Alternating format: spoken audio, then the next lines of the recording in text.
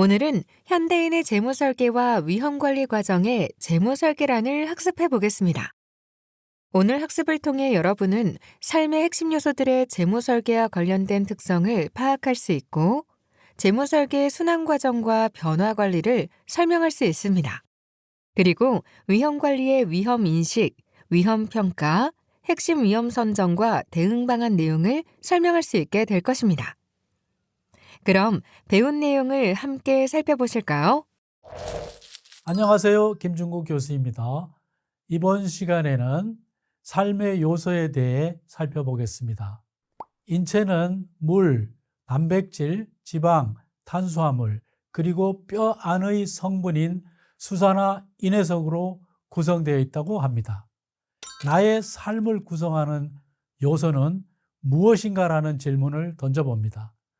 우리의 이력서에는 직업, 학력, 가족관계, 출생지, 취미, 종교 이런 것들이 기재되어 있고, 자기소개서에는 사회관계라든가 살아온 환경, 특기사항 이런 것들이 적혀져 있습니다. 사람의 됨됨이를 살필 때 옛날에는 신언서판, 즉 외모, 언변, 글씨체, 판단력을 보았다고 합니다. 우리나라는 고배경 사회입니다. 문서나 법보다는 관계를 더 중요하게 여기므로 사회관계가 중요한 요소입니다. 고배경 문화와 저배경 문화는 에드워드 홀이라는 학자가 주장한 것인데, 고배경 문화란 사람들의 의사소통에 사회적 배경, 가치관, 사회관계와 같은 배경 요소를 중요하게 여기는 문화권을 말합니다. 한국, 중국, 일본이 고배경 문화권의 국가들입니다. 인간이 겪는 네 가지 고통은 빈고, 무의고, 고독고, 병고입니다. 빈고는 재정과 관련이 있습니다. 무의고는 전문성, 취미와 연관이 있습니다. 고독고는 사회관계와 가족관계의 결핍에서 오고, 병고는 건강과 재정과 깊은 관련이 있습니다. 지식정보사회에서는 정보와 전문성이 높은 가치를 가집니다. 매슬로가 주장하는 인간 욕구는 생리적 욕구, 안전의 욕구, 사회적 욕구, 존경의 욕구, 자아실현 욕구입니다. 긍정 심리학은 행복의 요소로서 유전적 특징과 환경이 매우 중요하다고 합니다.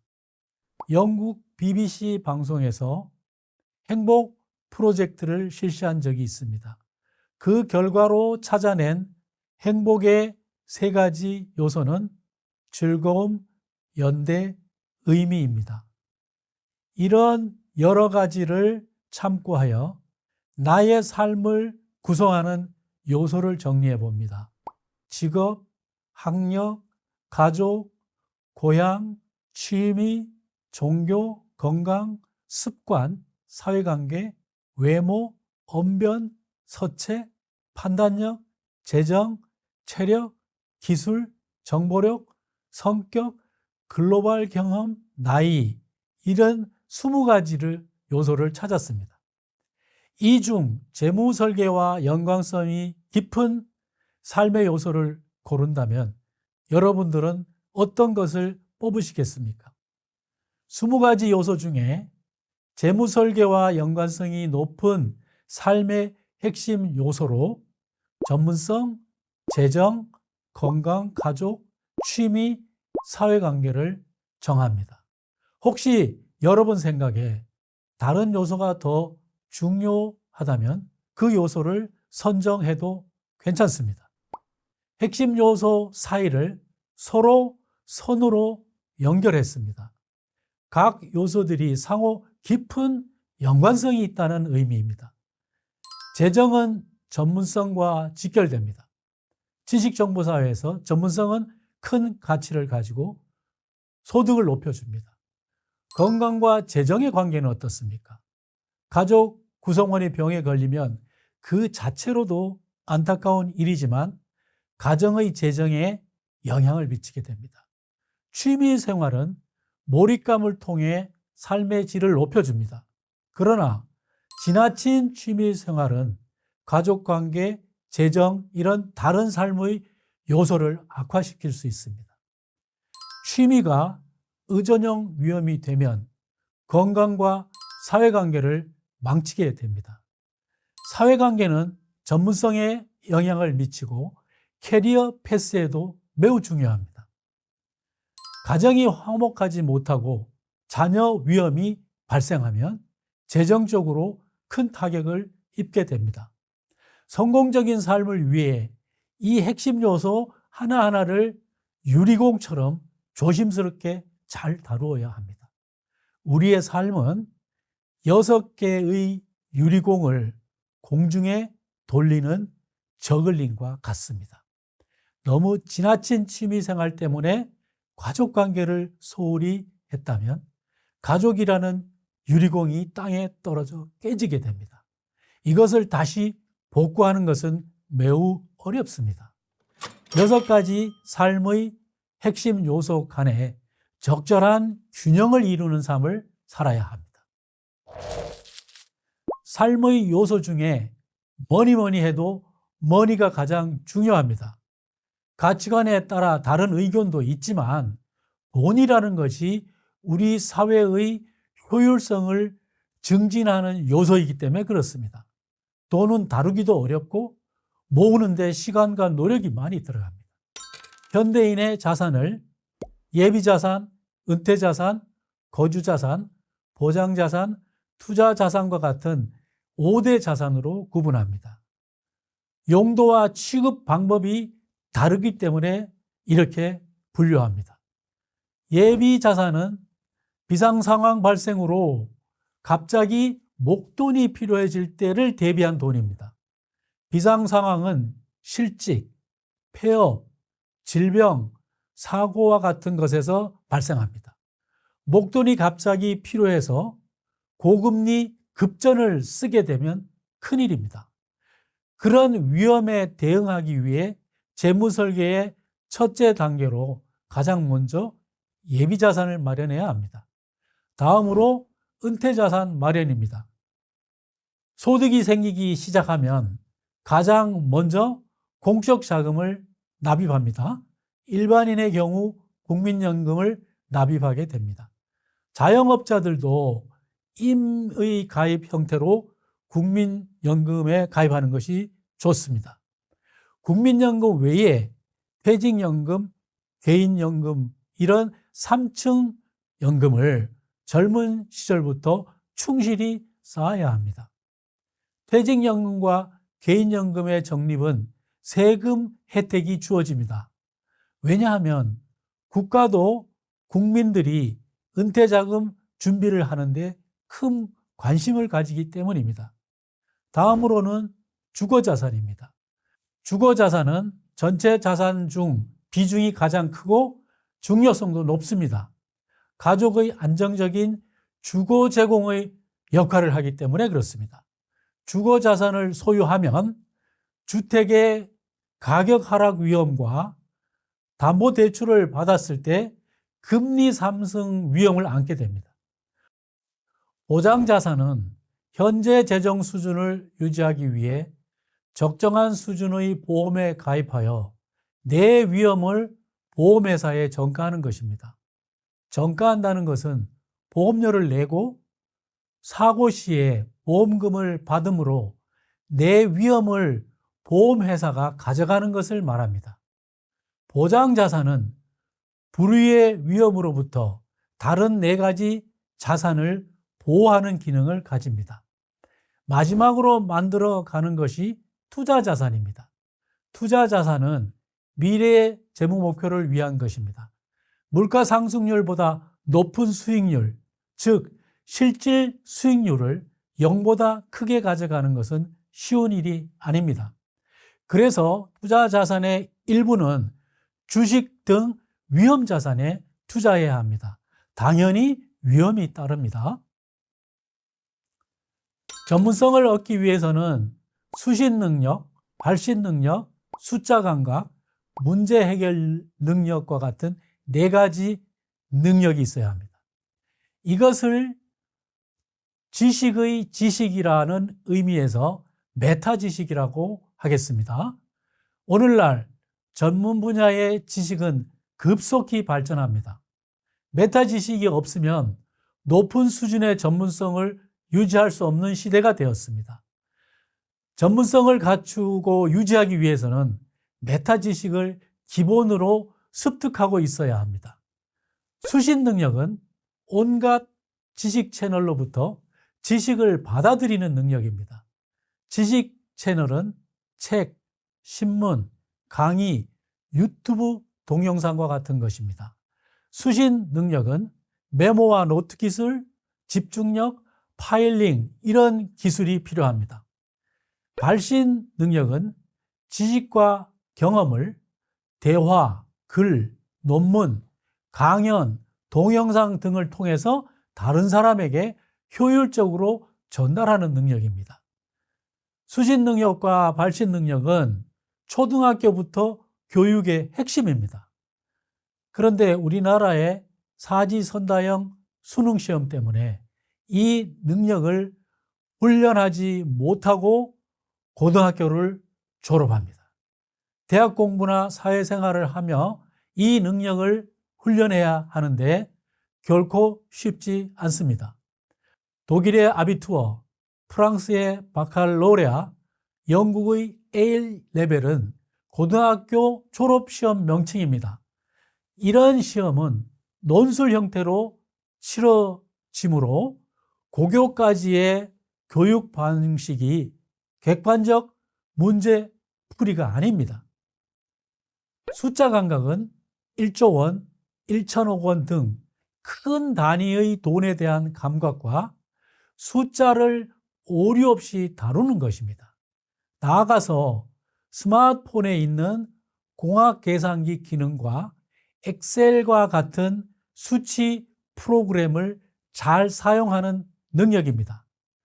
1년에 우리나라 국가예산, 대전역에 있는 철도공사 본사 건물의 가치, 400세대 아파트 단지의 가치, 근로자의 평생 수입, 이런 것이 얼마가 되는지 감이 있습니까?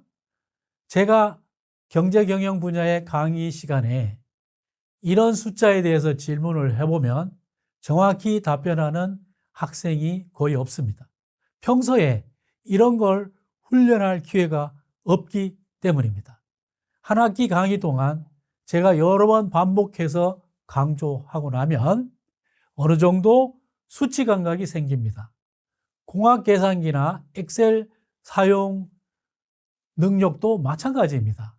특히 엑셀은 251 코스피 수와 같은 덩치가 큰 자료를 분석해 보지 않으면 훈련이 되지 않습니다. 문제 해결 능력에 대해 생각해 봅시다. 30년 실무 경험을 해본 제가 생각하는 문제 해결 능력은 3가지입니다. 지식 정형화 능력, 기획 능력, 창의성입니다. 눈에 보이지 않지만 사용하고 있는 추상적 지식을 업무 매뉴얼과 같은 정형화된 지식으로 만드는 능력이 중요합니다.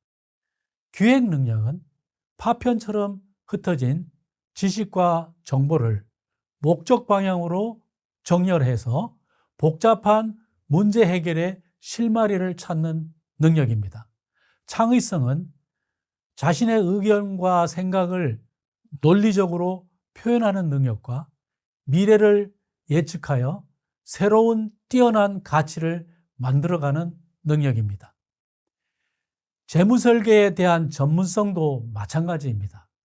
메타 지식이 훈련되어 있다면 시중에 흩어져 돌아다니는 재무설계에 대한 지식과 정보를 선별적으로 받아들여 나의 재무설계 지식 체계에 쌓아 나가면 됩니다. 모든 지식과 정보는 항상 변화하고 발전하고 있기 때문입니다. 우리의 삶의 여정은 출생, 성장, 결혼, 자녀 양육, 자녀 독립, 노년기, 그리고 마지막으로 사망으로 마감합니다. 삶의 여정은 항상 재정이 동반됩니다. 가족 관계의 특수성을 유념하고 부부 위험과 자녀 위험을 관리해야 합니다. 가족 관계는 태생적으로 갈등을 내포하고 있습니다.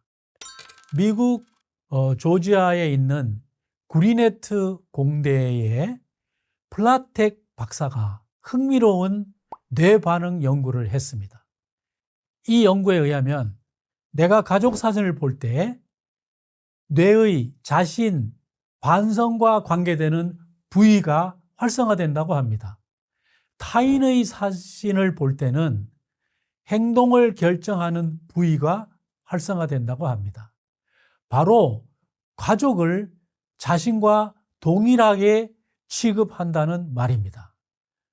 우리가 가족을 나와 동일시하는 것은 보통 사랑으로 나타납니다.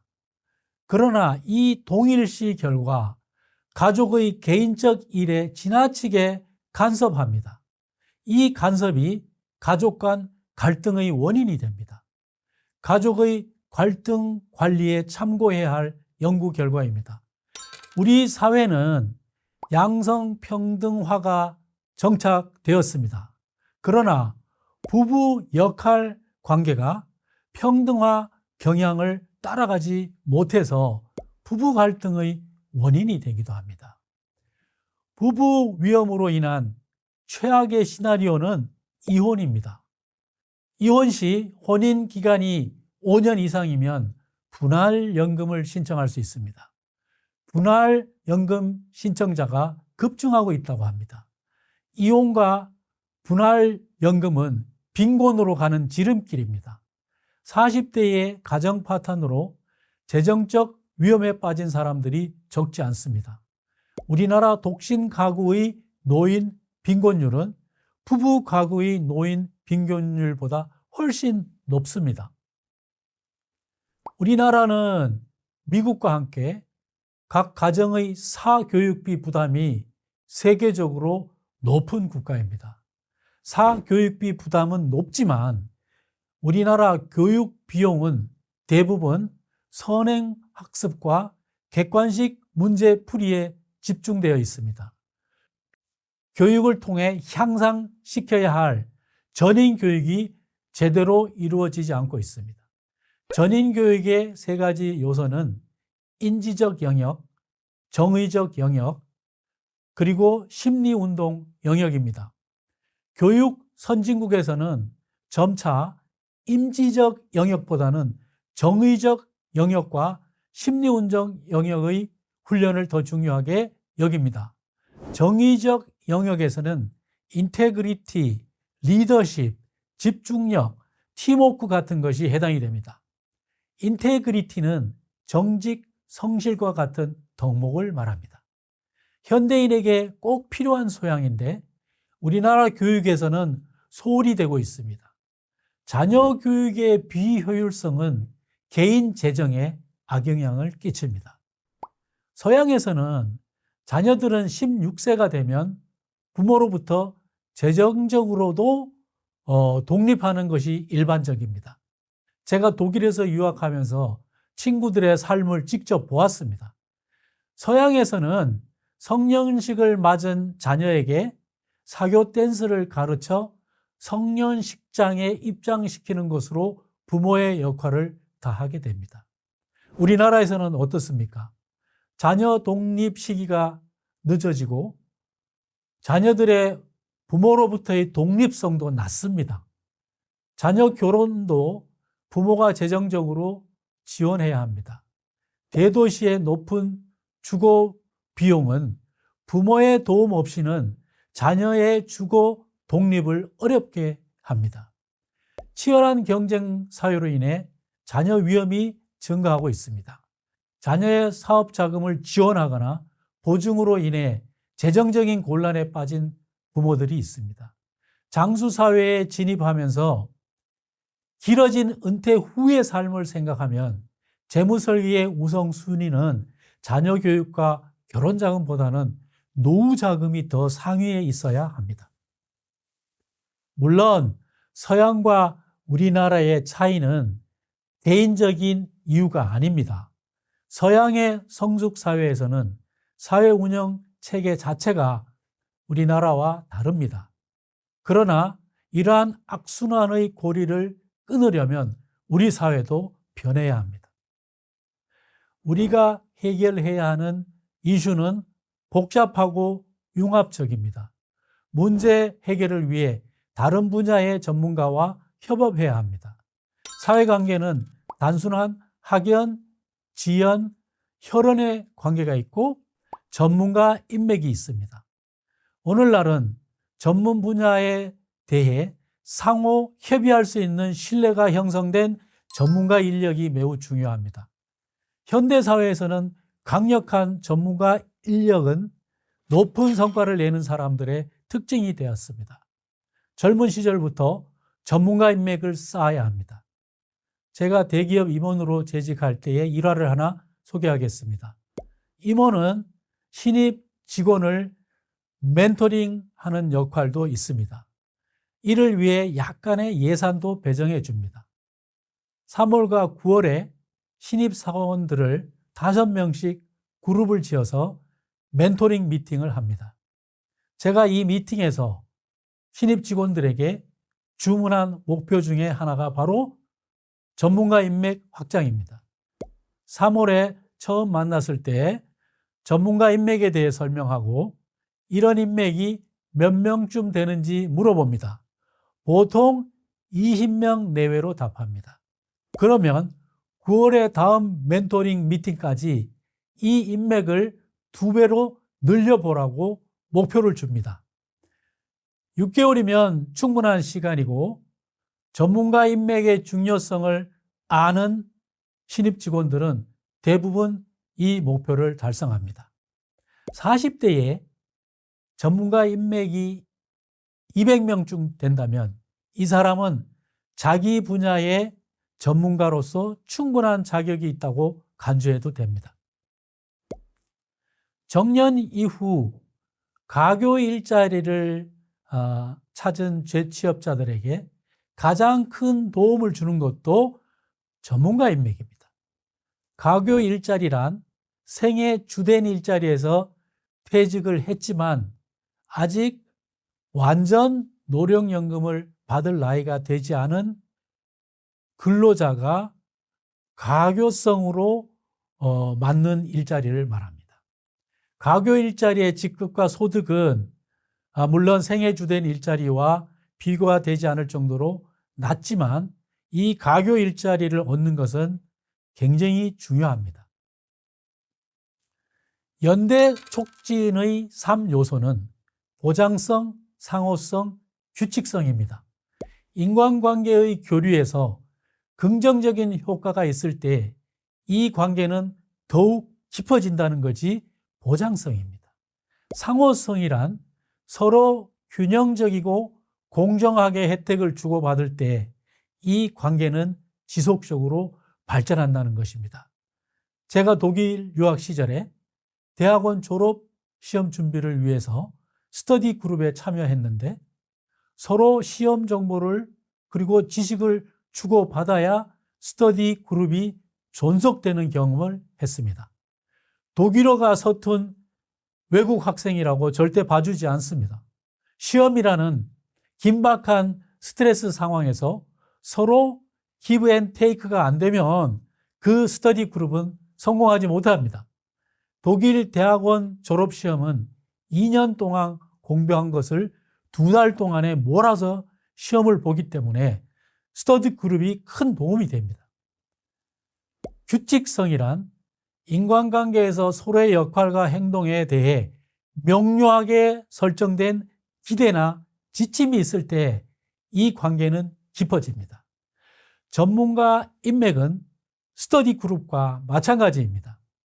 가끔 만나 술 한잔 먹는 그런 사이가 아니고 전문 분야의 컨텐츠를 공유하는 명료한 기대가 충족되어야만 지속될 수 있습니다. 이처럼 사회관계는 현대인의 삶에 매우 중요한 요소이고 재정에도 결정적인 영향을 미칩니다. 세계보건기구 WHO는 건강하다는 것을 이렇게 정의했습니다. 건강 상태란 질병이 없거나 허약하지 않는 것만이 아니라 신체적, 정신적, 사회적으로 완전히 안녕한 상태에 있는 것입니다.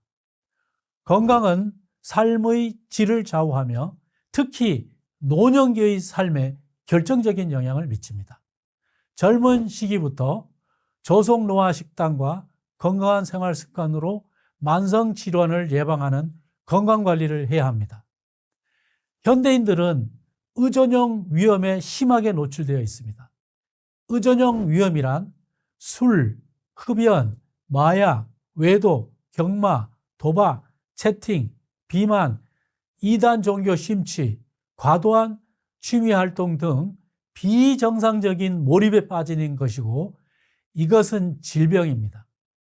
예를 들어 도박은 신경 전달 물질인 도파민의 분비량이 지나치게 많아서 균형이 깨진 정신질환입니다. 의존형 위험은 다른 삶의 핵심 요소에 심각한 악영향을 끼치므로 질병으로 인정하고 조기 치료해야 합니다. 가족 구성원 중에 한 사람이 만성적 질병 상태에 있다면 저부담, 저수의 의료 체계를 가지고 있는 우리나라에서는 의료 빈민으로 전락하게 되므로 태아 때부터 보험에 가입해야 합니다. 건강 위험을 경감시키는 수단은 바로 보험 가입입니다. 보험 가입으로 가족의 의료비 때문에 의료 빈민으로 전락하는 위험을 피해야 합니다. 몰입은 긍정심리학자 칙센트미하이가 제창한 개념입니다. 몰입이란 현재의 순간에 강렬하게 빠져 있어서 지금 하고 있는 일에 몰두하여서 시간 가는 줄도 모르는 상태입니다. 우리는 어떤 일에 너무 심취한 나머지 중요한 약속을 잊은 경험이 있는데 이런 것이 몰입입니다. 몰입의 소재는 도전적이며 내 마음을 온통 사로잡습니다. 사람은 몰입 상태에 있을 때 자신이 강하고 유능하다고 느낍니다. 자신의 능력이 최고조로 발휘되는 자아실현을 체험합니다. 몰입은 주로 취미를 통해 이루어집니다. 건강한 취미 생활은 일상의 스트레스를 해소하는 좋은 방법입니다. 건강한 몰입감을 가져다주는 취미를 통해 우리는 혼자 있는 상태를 격조 있고 풍요롭게 보낼 수 있습니다. 자본주의의 행동 기준인 효율성이 아니라 인간으로서 실존 자체의 가치를 높여주는 취미 활동은 우리의 삶을 풍요롭게 합니다. 몰입의 경지를 맛볼 수 있는 취미를 직업화하거나 취미에 전념할 수 있는 경제적 자유를 얻는 것이 최상의 삶이라고 할 수 있습니다. 그러나 취미 활동을 통한 몰입에도 유의할 점이 있습니다. 지나친 취미 활동으로 인해 다른 삶의 요소에 부정적인 영향을 미치거나 의존형 위험에 빠져서는 안 됩니다.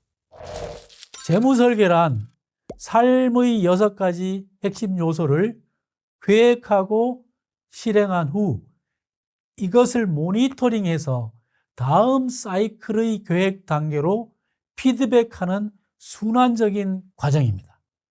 재무설계의 재정 이외의 다른 비재무적인 요소를 감안해야 하는 이유는 이 요소들이 모두 재정과 깊은 연관이 있기 때문입니다. 재무설계 강의와 서적은 많습니다. 그곳에서는 재무설계는 재정에 국한된 내용으로 다루고 있는데 그래서는 재정 이슈를 제대로 해결할 수 없습니다. 또 하나 유의할 점은 이러한 플랜 투 C 과정은 한 번으로 끝나는 것이 아니라 순환적으로 계속 된다는 것입니다. 순환 주기는 1년이 적정하지만 특별한 이슈가 있을 경우에는 1년 주기 이전이라도 실시하는 것이 좋습니다. 이 강의에서 여러분이 첫 번째 계획을 수립하는 것이 매우 어렵습니다만 한번 하고 나서 업데이트하는 것은 쉽습니다. 먼저 주어진 양식에 의해 삶의 6가지 핵심 요소에 대한 계획을 수립합니다. 그리고 수립된 계획을 실행합니다. 실행 결과를 모니터링하여 다음 계획 단계에 피드백하는 순서입니다. 계획의 내용이 지출관리, 금연과 같은 결코 쉽지 않은 과제라면 변화관리 프로세스가 필요합니다. 기업 경영 기법으로 변화관리는 조직의 목표, 프로세스, 핵심 기술의 전환 등 중요한 변화를 다루기 위한 체계적인 접근 방법을 이루는 말입니다.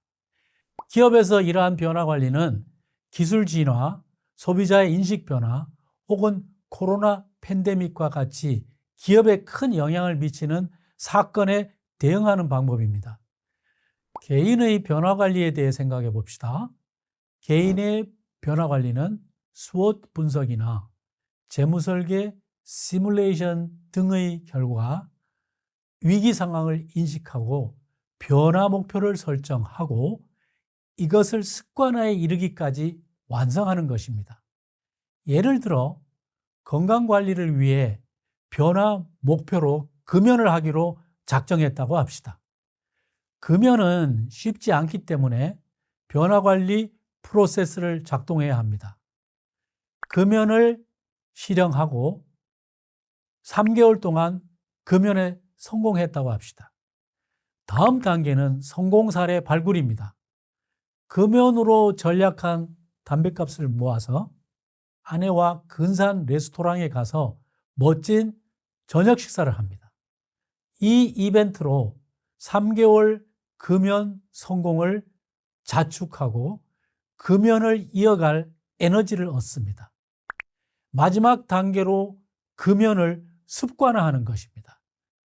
6개월이나 1년간 금연 목표를 달성하고 더 이상 담배를 피우지 않게 되었다면 금연이라는 변화 관리를 완성한 것입니다. 혼자 힘으로 금연을 관찰하기 힘들다면 변화 관리의 전 과정에 멘토를 선정하거나 보건소의 금연 프로그램에 참여하는 방법도 있습니다. 꾸준한 재무 설계의 계획 수립과 지출 관리는 쉽지 않은 과정입니다. 이런 목표도 변화 관리를 통해 성공 가능성을 높일 수 있습니다. 위험 관리란 성공적인 삶을 저해하는 위험 요소를 찾아서 제거하는 과정입니다. 위험 관리를 성공하려면 시간적으로는 사전적으로, 위험 관리 범위로는 체계적으로, 비용 면에서는 합리적으로 해야 합니다. 위험이 손실로 현실화되기 전에 위험 관리를 해야 한다는 것입니다. 위험도 생각나는 일부만 관리하는 것이 아니라 나의 모든 요소에 대해 빠짐없이 체계적으로 해야 합니다. 그리고 항상 비용을 염두에 두어야 합니다. 많은 비용을 들인다면 모든 위험은 없앨 수 있습니다. 그러나 경제적이지 않습니다. 숨겨진 위험을 찾기 위해서는 현대사회의 급변하는 환경 변화를 예측해야 합니다. 위험 요소들을 빠짐없이 찾아내는 것이 위험 인식 단계입니다. 위험을 찾아내는 작업은 낯설지만 반복을 통해 익힐 수 있습니다. 삶의 6가지 핵심 요소를 대상으로 20개 이상의 위험을 찾아냅니다. 이 위험을 한꺼번에 모두 대응할 수는 없습니다. 그래서 20개의 위험을 발생 빈도와 영향력을 예측하여 위급성을 판단해야 합니다. 이를 위험 평가라고 합니다. 가장 시급히 통제해야 될 탑 5 위험 요소를 선정하고 이 중요 위험에 대한 대응 방안을 수립하고 위험 경감 활동을 수행합니다. 위험 관리는 이례적이 아니라 인식, 평가, 대응이라는 순환적인 프로세스입니다. 이 과정을 반복하게 되면 성공적인 삶을 방해하는 위험들이 점차 제거되고 위험에 민감한 상태가 될 수 있습니다.